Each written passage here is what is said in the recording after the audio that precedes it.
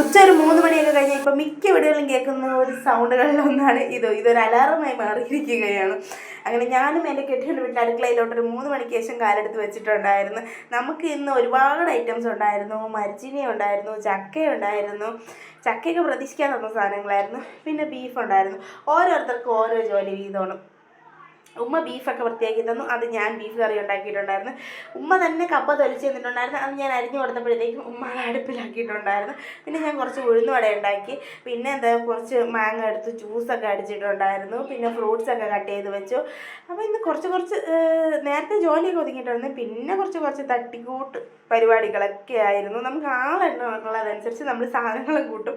ആൾ കുറവാണെങ്കിൽ ഇതൊന്നും തന്നെ കാണത്തില്ല. ഇന്ന് ഒരുപാട് ഐറ്റംസ് ഉണ്ടായിരുന്നു.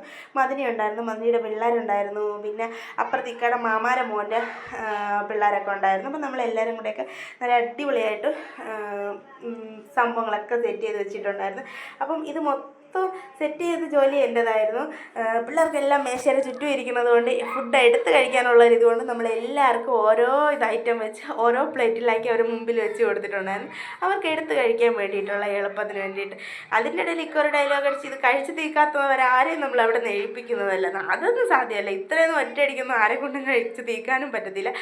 പിന്നെ സംഭവമൊക്കെ വിളമ്പി വെച്ചിട്ട് ബാങ്ക് കേൾക്കാൻ വേണ്ടിയിട്ടുള്ളൊരു കാത്തിരിപ്പ്. ആ 2-3 മിനിറ്റ് ഉണ്ടല്ലോ, അതാണ് വിലപ്പെട്ടത്. അപ്പോൾ എന്തായാലും ഞാൻ ലോങ് വീഡിയോ എന്നതായിരിക്കും. എല്ലാവരും കയറി കാണുക. അപ്പോൾ അത്രയുള്ള വീഡിയോ